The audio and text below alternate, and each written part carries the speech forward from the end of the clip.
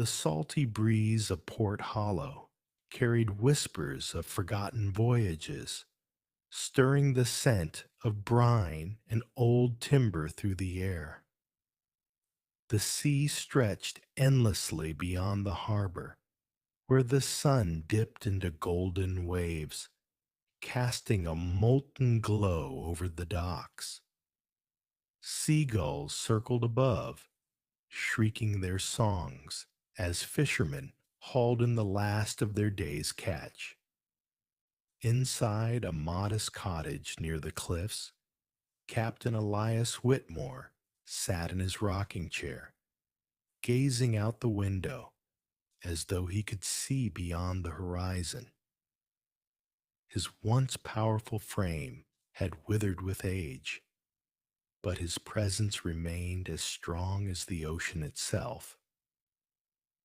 Across from him sat his granddaughter, Lillian, her dark curls bouncing as she leaned forward eagerly. She had inherited his love for the sea, but not his certainty in life. Ilias held a small wooden box in his weathered hands, running a callous thumb over the intricate carvings of waves and compasses. His voice, rough from years of shouting over storms, softened as he spoke. "There's something I've been meaning to give you," he said, pushing the box toward her. Lillian's fingers trembled as she lifted the lid. Inside lay an old brass compass, its glass slightly cracked, its needle quivering uncertainly. She frowned, tilting it back and forth. "It's broken," she said, disappointment creeping into her voice. Elias chuckled, his sea-green eyes twinkling. "Ah, but that's where you're wrong. This compass only works when you believe in yourself." Lillian scoffed. "That doesn't make any sense." Elias leaned forward, his expression turning serious. "Neither does the ocean, yet it pulls the tides. Neither does the wind, yet it fills the sails. Some things can't be explained, only understood." She traced the cool metal with her fingertips, skeptical but intrigued. She had spent years feeling lost, uncertain of her place in the world. Could this strange, broken relic somehow change that? That night, as the waves crashed outside her window, she lay in bed staring at the compass on her nightstand. The needle twitched slightly, as though it wanted to move, as though it was waiting for her. Days passed, and the compass remained silent.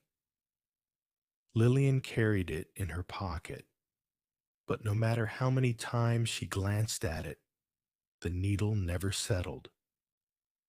It spun weakly, aimless, reflecting her own uncertainty.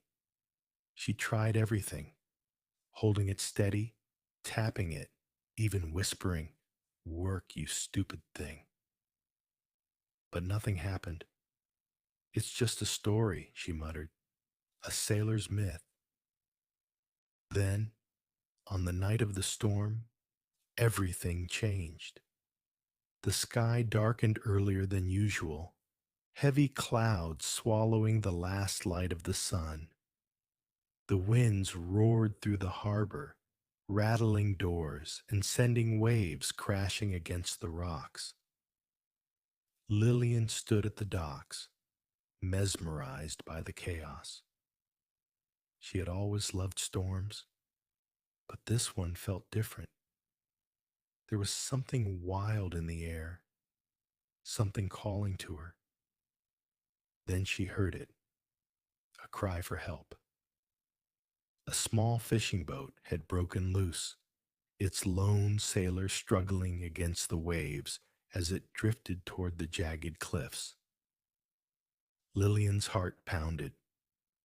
People were shouting, running, but no one seemed to know what to do.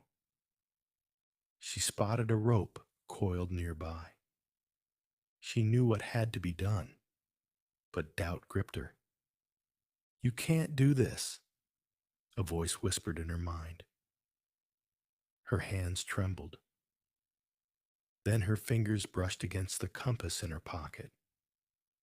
Something inside her shifted.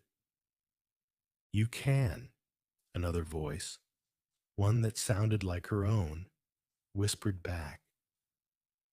Taking a deep breath, she grabbed the rope and threw it with everything she had. It caught the edge of the boat, and she pulled with all her strength. The sailor grabbed hold, and with the help of others, they pulled him to safety just before the boat smashed into the cliffs. Lillian collapsed onto the dock, breathless. Her hands trembled as she pulled out the compass. The needle pointed straight. She gasped. For the first time, she understood. After the storm, something changed in Lillian. The compass worked, but only when she felt truly certain. Whenever she hesitated, doubted herself, the needle would shake and falter. But when she acted with conviction, it guided her. She started small, trusting herself in conversations, standing up for her ideas, making decisions without second guessing. Each time, the compass responded. One evening, she sat across from her grandfather, the compass resting between them. "I think it's real," she whispered. Elias nodded. "It's always been real.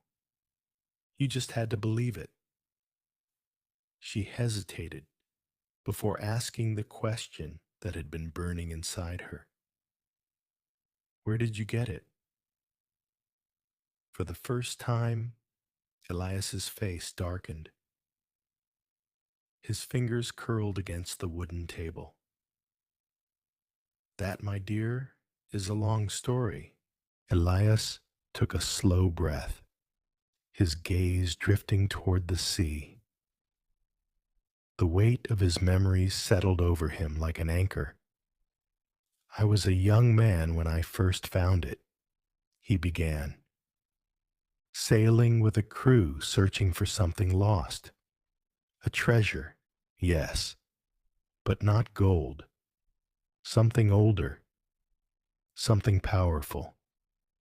Lillian leaned in, heart pounding. "We found it deep in the waters beyond the eastern reefs. It was buried in the wreckage of a ship that shouldn't have been there." "What ship?" Elias hesitated, then whispered, "The Crescent Dawn." Lillian felt a chill. She had heard of that ship before, an infamous vessel lost over a century ago, said to have vanished without a trace. Some believed it had been cursed. "The moment I held the compass," Elias continued, "I knew it wasn't ordinary. It didn't just point north, it pointed where I needed to go. But it came with a warning." Lillian swallowed. "What warning?" Elias's eyes locked onto hers. "The compass will only lead those who trust themselves, but if doubt takes hold, it will lead them astray." A shiver ran down her spine. "What happened to the others?" she asked. Elias's jaw tightened. "They didn't trust themselves." Lillian felt the weight of the compass in her palm, its cold metal pressing against her skin. She was beginning to understand, but she was also beginning to fear. The next morning, Lillian awoke with a strange feeling, a pull deep in her chest, as though something was calling her.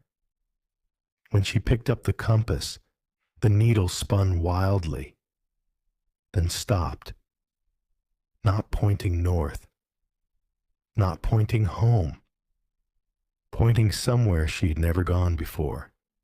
The adventure was just beginning.